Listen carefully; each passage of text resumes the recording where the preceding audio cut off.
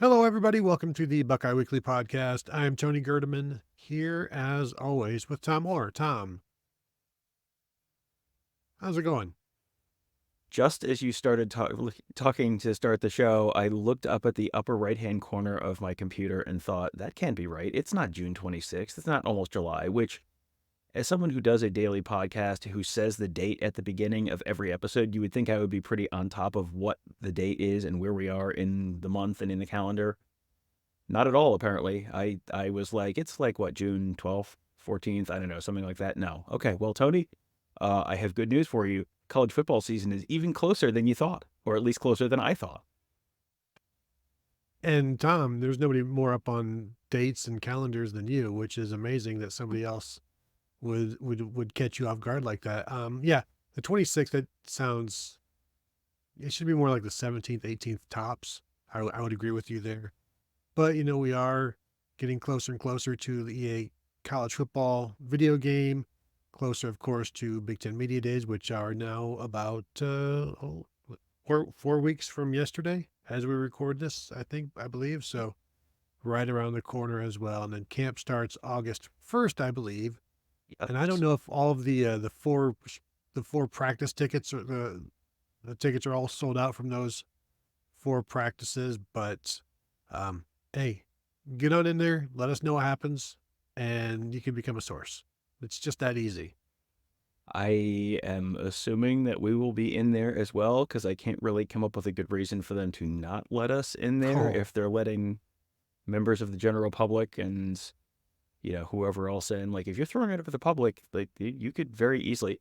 Connor Stallions, Tony, I don't think he's got anything going on right now. He could very easily come into practice. So, wearing his super spec, X-ray specs that he got from the back of Mad Magazine, I can't come up with any real logical reason that they would keep us out if they're letting Connor Stallions in. Tom, while you are trying to cope harder, I would like to just move on with the show. We've got some listener questions. We can knock these out, and then you can go back to coping. All right. We don't have time for that right now. I do wish, however, these were a whole bunch of Michigan questions that we could just like go right seamlessly into as I just destroy you. But no, let's go ahead and get this started because we do have some good questions here, some interesting topics that we can really, Tom, explore the room on. Let's explore the room, starting with Chip Kelly. Tony, what do you think Chip Kelly's plans for the future are? It seemed like he wanted to be an NFL OC before coming to OSU, but I'm curious to hear your thoughts. And Tony, this is from at Big and Chunky 50. First, Tony, whose burner account do you think that is? And then your thoughts on Chip Kelly and his future. Well, first, I think would society be better or worse if everybody used their search history as their internet as their online handle? I don't. It's honest and open, Uh, but is, hmm, uh, I feel like I feel like there's a lot of stuff that I don't want to know about people. Like, I feel like I have a decent sense for people in general. It feels like there's a lot that I don't really need to hmm, know. no, too much information for most people. Um, the OC thing is interesting to me. He was some reaching out to NFL teams or whatever. I think his future to me is as an OC, and whether that's at Ohio State or in the NFL, I think we'll see if he finds it to his liking. He liked, as he mentioned when he was hired, he liked the experience of coaching quarterbacks in bowl prep last year. And he kind of bristled at the thought that I don't like being a head coach. I don't like all of the politicking. He said he's got great friends that he has met over the years who are very, very wealthy, all of the booster types that he rattled off some names like, you wouldn't believe, but you still get the sense like, why would you leave a head coaching job to go be an offensive coordinator? It's because of everything else that being a head coach entails that has nothing to do with coaching. And so for me, I see him unless an NFL team says come be our head coach again, I think this will probably be what he does. He's 60 years old now. So at some point you get to the point where teams aren't going to be looking for a head coach that is much older than that. He's had two NFL head coaching jobs before, did not go as planned. So I think he's a very successful head coach. I wonder if this is going to be his level. This is where the sweet spot for him right now with where the game is. So I think his future is to stay at Ohio State for a while because it doesn't seem like he wants to be a head coach right now. Right. If he wanted to be, I mean, he had the UCLA head coaching job, which is, they are heading into one of the two conferences that are really relevant at this point in the long-term future of the sport. And, how much rope did he still have at UCLA after some up and down time? That's kind of a question. But, he very easily could have stayed there and, gotten, if they decided to let him go, you get a nice check for a buyout. That we've seen that work out financially for lots of college coaches before. So this did feel like, you're ready to take on a little bit of a different role. And I think a lot of this is going to be dependent on what does he think about the recruiting piece and the just day-to-day of being at an Ohio State kind of program where recruiting is a little different than being at a UCLA type program. If the recruiting piece, if you're not being the head coach, I think the offensive coordinator piece, I think he's going to love that. I have almost no question about the offensive coordinator piece, the quarterback coaching piece, all that kind of stuff. Does he want to deal with the recruiting and, the sort of day-to-day stuff that comes with being at a program like Ohio State? If he does, I think he can probably, I'm expecting them to have a very successful season this year. I think, he's obviously got a good personal relationship with Ryan Day. So I think if he likes it at Ohio State, I could see him being a 3, 4, 5, whatever year offensive coordinator under Ryan Day. If he doesn't like it and they have a good season, well, then he's sort of positioned himself well to go move on to be an NFL offensive coordinator. And, this is one of these questions where you can ask and you're going to get the political answer, which is no. No one has ever said, Tony, like, no, I hate it here and I'm going to leave at the first possible opportunity. We saw that this week. Did you see the Texas A&M baseball coach in the post-game press conference after losing the College World Series by 1 run? He was asked and got all outraged. How dare you suggest I might leave? And then literally the next day left for Texas A&M for Texas. So you're going to get, I can ask the question in any number of ways. I can tell you exactly what the answer is going to be. I have no idea what kind of correlation that has to the truth because it's just like, there's a way you answer this question and this is the way you answer that question. And then you sort of see. But I think, honestly, it's going to, I don't know if Chip Kelly knows yet if he's going to be at Ohio State for 3 years. It may be let's see how this goes this year. Let's go through a recruiting cycle. And then we'll see how I feel about, doing that again next year. I do wonder if it wasn't UCLA that he was at this past job, because we've seen it's not as easy to win at UCLA as you would think. It hasn't been done in a while. It hasn't been done consistently since, like before you and I were born, basically. And so if he was somewhere else, would he have found it more to his liking? And as we're talking, I'm wondering, like, say Penn State misses the playoffs this year and James Franklin gets let go. If Ohio State has a really good offense this year and everything, Chip Kelly gets a ton of credit and Penn State comes calling, does he say no to Penn State? Like, isn't that the kind of job that he would, Northeast guy, from, as you may have heard, Tom, from New Hampshire? Is this something that first, as I mentioned, he's 60 years old now. So at some point, big time schools are going to stop, contacting you for a head coaching job. But boy, I would, as I'm saying, I think he's going to stay at Ohio State and be an offensive coordinator for a while. And I do expect that. And I say maybe he doesn't want to be a head coach anymore. If Penn State comes calling, somebody like Penn State, I would expect him to take that.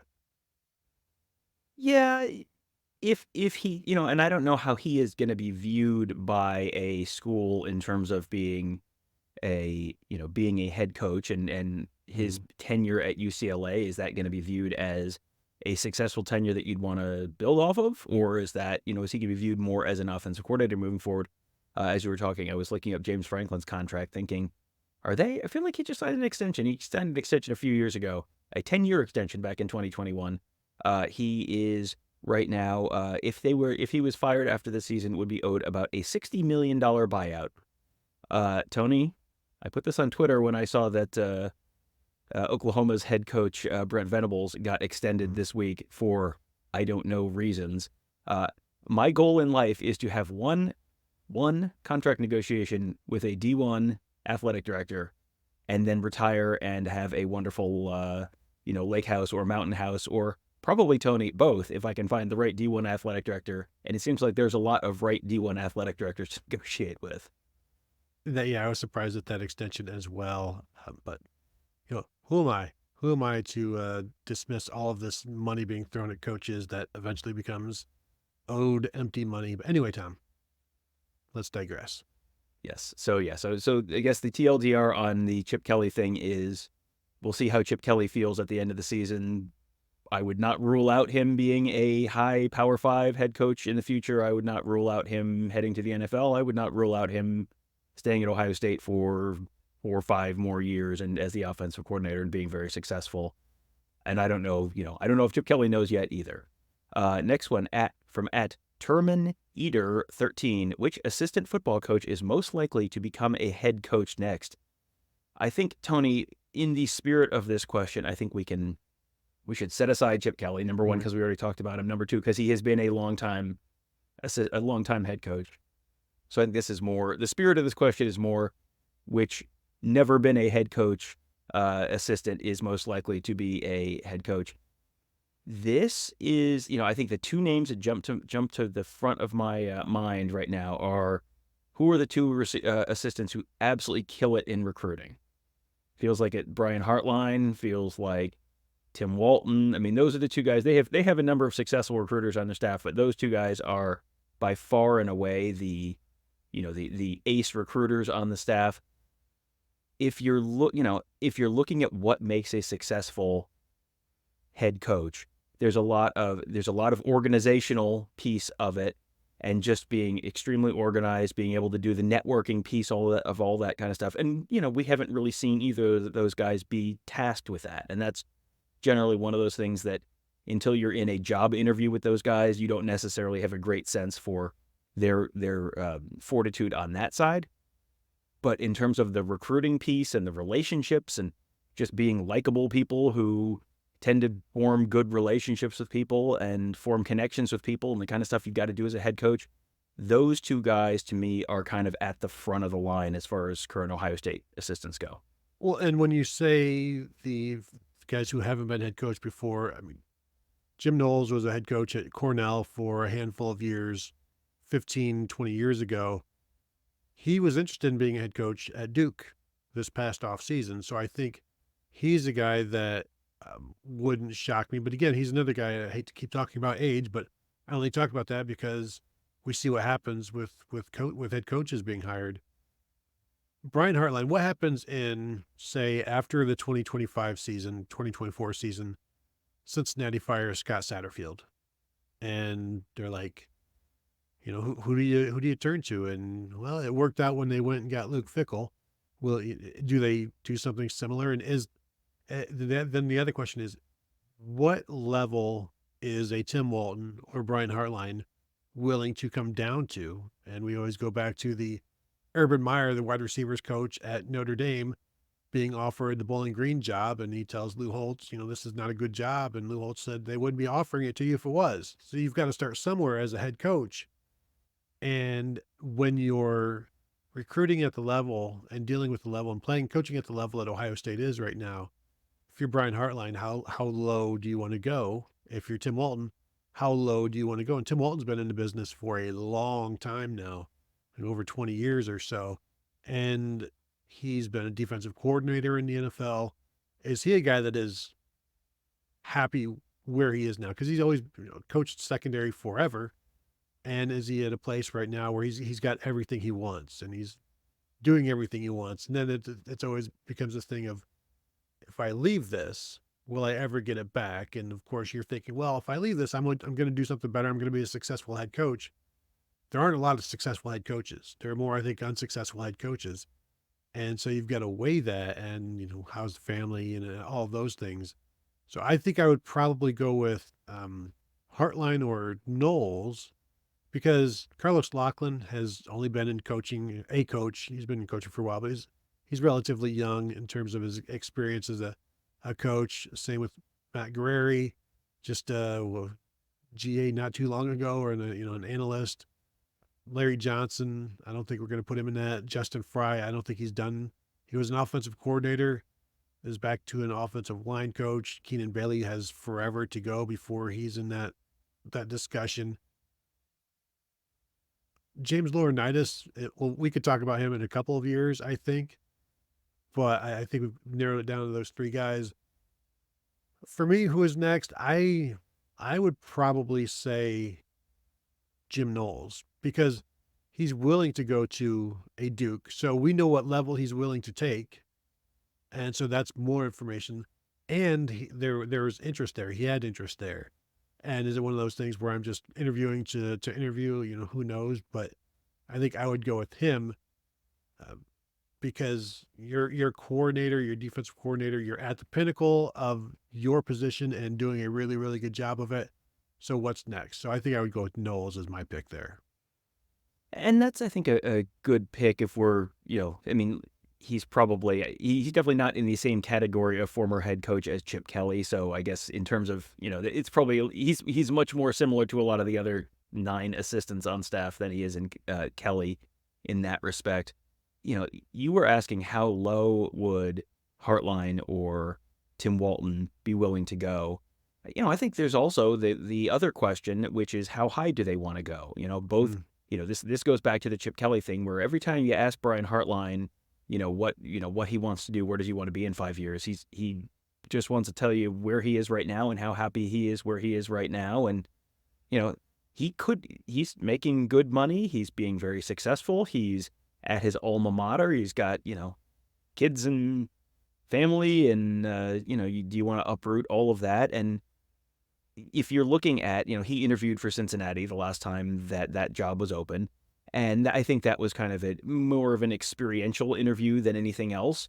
But looking at Cincinnati, if you do decide you wanted to leave, how confident are you that 5 years from now, 10 years from now, Cincinnati is going to be at exactly the same spot it currently is in the structure of the sport? The Big 12 is kind of a little bit of a mystery right now in terms of what it is. The whole sport, the whole future of this sport is kind of up in the air to a certain degree, where 10 years from now, is the Big 12 going, is Cincinnati going to be in some separate tier from the top elite 30 teams in the sport? Maybe. We don't really know. So, I don't think you're necessarily looking at that as a long time going to build Cincinnati into a national championship contender thing. It's more just, what do you want to be when you grow up? Do you want to be a head coach? Is that a career goal of yours? If so, then maybe you make that jump.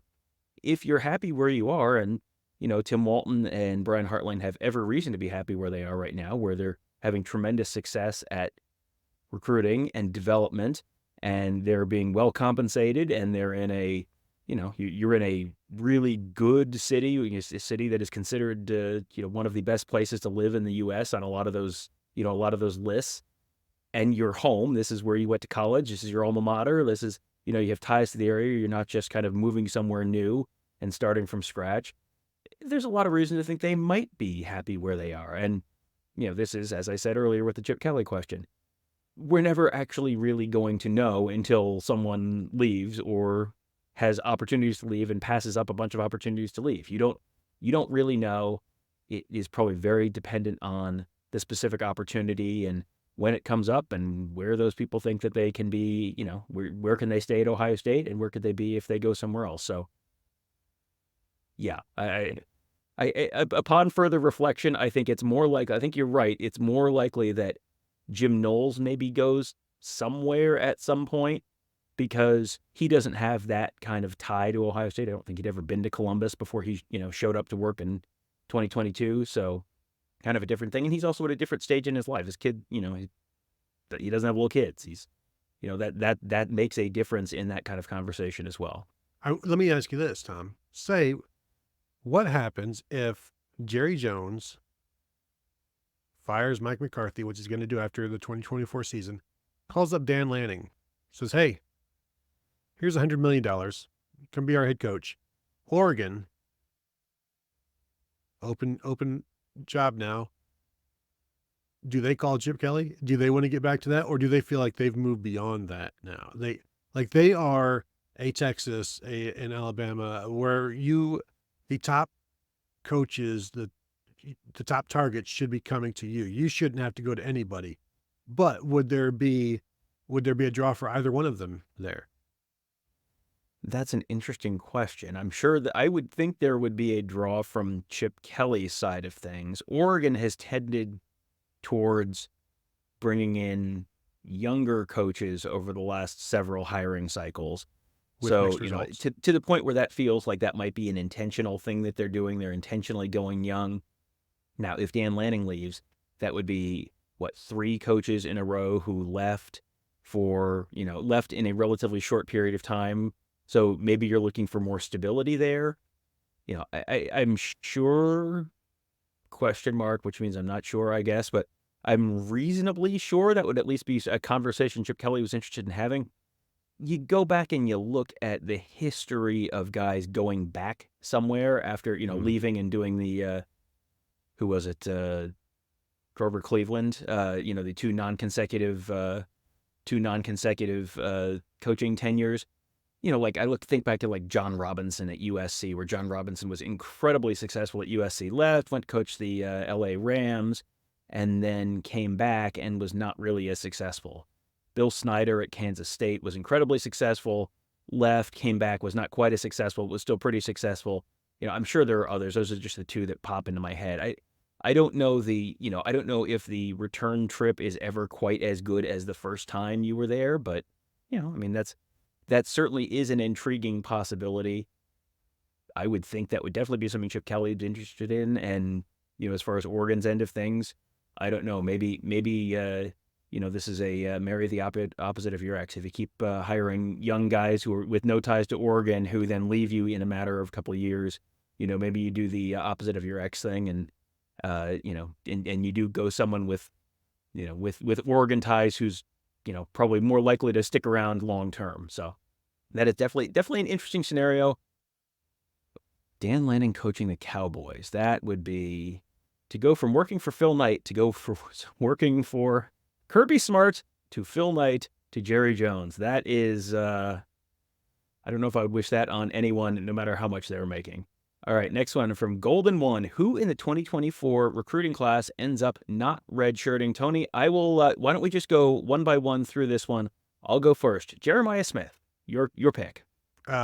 He will not redshirt. I think he's going to play at least 5 games in the regular season. Mm-hmm. All right. Do you want me to go now? I'll say, Tom. How about Edric Houston?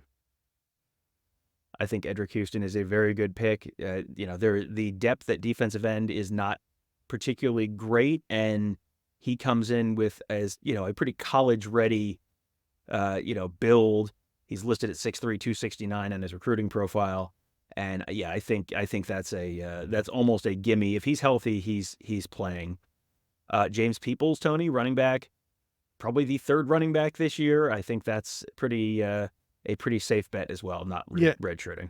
And I'm going to throw Sam Williams-Dixon in there as well and just say, what was the point in redshirting Dallin Hayden last year? What did it get you? So at this point, I don't think you redshirt any running backs. Now, if one happens to, that's fine. You don't set out to do it because players leave. So I think if they've got 4 scholarship guys, I don't think you want to just hold one guy out and then need them in November and December. It's like, just go ahead and play these guys. And by the time they are heading into their 4th year anyway, something's going to happen to where the NCAA is going to be like, okay, you can have 5 years now. There'll always be something coming down the road for whatever the expansion of the rosters, or because you're not expanding them, you're giving them another year. But that's really not here nor there right now. I just think running backs, what did you get out of Dallin Hayden redshirting him last year? Don't worry about redshirting guys. If you need them, play them. Don't hold them back, because you don't stop moving guys from linebacker and receiver to play running back because you're trying to protect, because your rosters are short. Tom, what about Mylan Graham? Because there are some issues with depth at receiver. Ryan Day has talked about it repeatedly, and he's a guy that is super talented, but coming in June is a late arrival, and we say late, but it's on time. Dealt with injuries as a senior, the lack of spring for me is a concern, but I still have him among my list of not redshirting. Yeah, he would be on my list as well. And we haven't seen him yet. He just got to campus a couple weeks ago. So we have not seen him practice. We have not, seen a ton of him over the last couple of years. We saw him at a camp a couple of years ago, and then when Ohio State was playing at Notre Dame and everyone stopped to go watch him play a high school game, he got hurt very early in that game, nothing serious, but didn't get a chance to see him then. So yeah, he's a little bit more of a mystery than Jeremiah Smith just because we saw so much of Jeremiah Smith this spring. But yeah, I think he's a good one as well. Are we counting Julian Sayin, Tony, as part of the recruiting class or not technically because he is, he is a true freshman class? Let's count him. Yep. Count him. Okay, so yeah, I'm gonna put Julian Sayin on that list. This is another one where it's a little bit of the Dallin Hayden conversation. Where walk me through the scenario where the 5-star quarterback who was impressive in his true freshman spring, where you need to get need and want a 5th year from him, and he is still playing at your school. Like, walk me through that scenario where all of those stars align. I feel like you're much more likely to have him be your starting quarterback in 2025 than for him to be your starting quarterback in 2029. So yeah, I think that's if you think he's going to be in your competition for your starting quarterback role next year, give him 8 games and see what you got.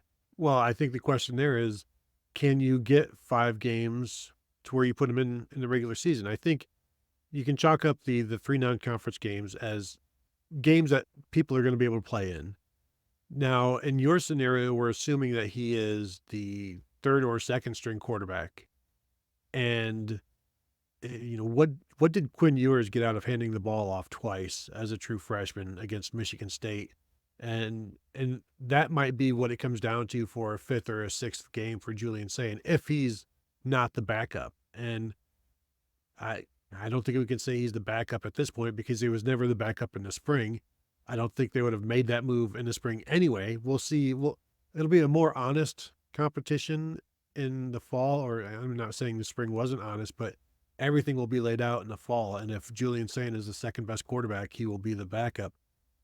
But if he's not the backup, then I don't know that there's 5 games that he's going to get into. And where's Lincoln Kienholz in this? Yeah, Lincoln Kienholz is kind of the thing that's more of a question to me. I don't think the Quinn Ewers comp is really similar because Sayin was in for the spring, had a pretty impressive spring. Ewers showed up. When did Ewers show up? August 1st or something like that? I'm just saying that might be one of his opportunities is just handing the ball off twice in a blowout because he's the 3rd or 4th guy in. And that's what's the point of that? Yeah, and I think if he's the 3rd guy in, I think you can probably get him 5 games. Because you're going to have a bunch of reps in your 3 non-conference games. They're going to be up on teams. And I think you can work him in situationally. I think the realities of NIL, transfer portal, all the modern college football stuff, you're probably looking for reasons to get him on the field rather than looking for reasons to keep him off the field. We have seen lots of you're looking for reasons to keep him off the field. Like the classic example is before the 4-game redshirt rule, like the 2004 Alamo Bowl, where it's like, well, you can't play Todd Beckman because you're going to burn a year if you play him for 1 snap in this game. So you have to play Ted Ginn at quarterback because Troy Smith is suspended and Justin Zwick hurt his hamstring, and so you have to play Ted Ginn at quarterback. You're not looking for reasons to keep guys off the field anymore. I think you're looking for reasons to put them on because how many outside of linemen and like really developmental position, how many 5th-year guys are going to be contributors at the same school where they started their careers? It just feels like there's not that many. So, we'll see. You may very well be right in that the opportunities don't present themselves if he is, especially if he's the 4th guy. And even if he's the 3rd guy, this all assumes everyone stays healthy. There's lots of different factors that could play into that. Is it your pick or my pick? It is my pick, Tom. I'm going to throw out Aaron Scott at corner. They've got some, obviously they love their corners. They need some numbers. I can see Aaron Scott having a similar impact as Jermaine Matthews. I don't think we'll necessarily see Aaron Scott get a couple of starts here, but I think he's a guy that when he gets some opportunities late in games will make plays. And so I've got him And Tom, I'm going to say the list I have, he's the only cornerback that I have listed that I don't have as redshirting definitively, because I could see Bryce West and Miles Lockhart. I'm not saying they will, but for me, I'm gonna, if there's a list of likeliest, I'm putting Aaron Scott there as the likeliest to not redshirt. Yeah, I think that's a good pick. And Bryce West is a little bit of a mystery to us right now too, because he Mhm. really didn't participate in spring ball at all. We saw Aaron Scott a little bit, and he looked solid. He looked like he was on that kind of track to be a freshman contributor in some way. Bryce West, we didn't see, so I don't have a strong opinion either way. But yeah, I think I would have Aaron Scott on my list. How about Tony?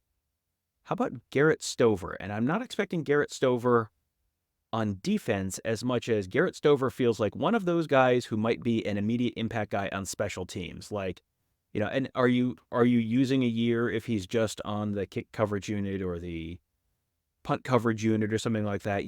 You might. He just feels like someone who, even if he only plays 20 snaps on defense or whatever all season, you might just see him out there on special teams a bunch. Well, I mean, look at Arvell Reese burned his red shirt because of special teams. CJ Hicks did the same. I don't even know if he ever saw defense as a true freshman, but he played in, just scrolling real quick here, he played in every game except for the opener as a true freshman, and it was all special teams. So I could see that, and we could throw Peyton Pierce in there, but he's been injured, so we haven't been able to see where he is. But yeah, Garrett Stover feels like a guy that is, we need you to go run down this, we need you to cover this, we need you to do this, and he could play in 10, 12 games and never see the field on defense, and it's because of the guys in front of him. So yeah, I don't have an issue with that one. But the last guy I have on my list, other than Max LeBlanc with a question mark because he's a true freshman tight end, and they don't have any really established tight end outside of G. Scott Jr., but also LeBlanc is a true freshman, so you can't really expect anything from him. The freshman record, or not the freshman high, true freshman high in receptions at Ohio State over the last 20 years is 3 by, I believe, Rory Nickel, like 2004, to give you an idea of how few receptions are made by true freshmen. Jeremy Ruckert, I think, had 2, and somebody else had 2 along the way, maybe like a Jake Ballard or something like that. But it's, don't expect much from a true freshman tight end. But the other guy I have on my list is Jalen McLean. Safety, he played free safety. They obviously have Caleb Downs. They've got Malik Hartford, but also a guy that, as you said, can be involved in special teams. And maybe they don't see him as much on defense, but I just really liked what we saw from him in the spring. And so I think when you see something like that in the spring, you tend to keep an eye on it and think, well, maybe you see something like that as a true freshman on the field. Yeah, I had him on my list as well, just very much the same reason. Impressive in the spring, and they had guys out, so the path to Mm-hmm. the field is not going to be quite as clear as it was in the spring, but he made the most of his opportunities in the spring. That's another guy who you could see on special teams, and then whatever you see on defense, you see on defense. But if you're going to play on special teams, they make that decision early so that you get the whole season. You're either going to do it or you're not, and so that. Yeah, he's on that list. The only other guy that I had as a maybe was Dominic Kirks, where, the rotation at defensive end, he wasn't in for the spring. Another person that's kind of a little bit of a mystery right now. We haven't seen a whole heck of a lot of him. We'll see what he looks like when he gets on the field this fall. But, if Larry Johnson wants to go deep with the rotation there and keep a lot of guys on the field, that's someone you could see out there. And one other thing, Tony, Jelani Thurman, 2 receptions last year as well. I Yes. thought he had more than that, but no, he had 2 receptions. They were in the span of about 3 plays, I think, against Michigan State. So it sticks Mm-hmm. out like, wow, he had a big year as a freshman. It's like, nope, that was it. That played in 5 games and that was it. But yeah, he had he was on that list as well. All right, Tony, last one from Kubrick Spuckler. Is it okay to reach on a quarterback in 2026? And the reason for this question is, boy, a lot of Ohio State quarterback targets are sort of flying off the board right now for 2026. And that's not, this is not a disaster by any means. obviously we need to take a quarterback in every class. But with Julian Sayin and Aaron Noland in 2024, and with Tavian St. Clair in 2025, you can certainly see why it might be difficult to land a quarterback for 2026, to get someone who's going to be willing to come to campus and step on the field and be behind those guys. I mean, that's a lot of talent that's already in the quarterback room that has a little bit of a head start on you by the time you get to campus in January of 2026. So you could certainly see why that would be a little bit of a concern, and why that might be a little bit more challenging than a typical year for Ohio State. And with, let's say it's Sayin starting in 2025, and then a Sayin and St. Clair battle in 2026 or whatever it is. You were going to have Sayin at least through 2026. You're going to have St. Clair at least through 2027. So if you take a quarterback who's maybe a little bit of a lower level than the 5-star elite top of the board kind of guy, that doesn't seem like it's a huge problem, because you are at some point you're gonna have years where the path of the playing field is so challenging, and the quarterback position is one where it's just, that is not the biggest need for this program this year in terms of NIL prioritization and all that kind of stuff. So to me, if you have one year where you take the number 15 quarterback in the nation or whatever, I don't think that's a huge disaster. And, if that, as long as they feel he can play at an Ohio State level, fine. Otherwise, you just supplement through the portal and you move on. Yeah, and it's, this is where the talent evaluation and the projection comes in. Assuming you ever get to the point where this 2020 and 2030, is this guy going to be ready to start for you? And that's kind of what we're talking about with this 2029. We've seen, I think Ohio State has offered like 10 of the top 12 quarterbacks, top 12 in the rankings, and maybe all 12, but we've seen a few of them on campus this month. We saw Brady Hart, and then a few days later he commits to Michigan. Saw Jaden O'Neal. A few days later he commits to Oklahoma. Diabell, a few days later he commits to Texas, and I keep mentioning Diabell was there the same day as Tavian St. Clair. And so for every drill, Tavian St. Clair would go first, Diabell would go second.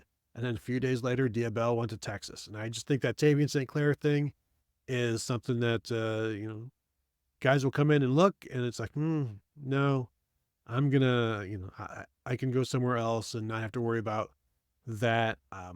But, that's also something that quarterbacks always look at.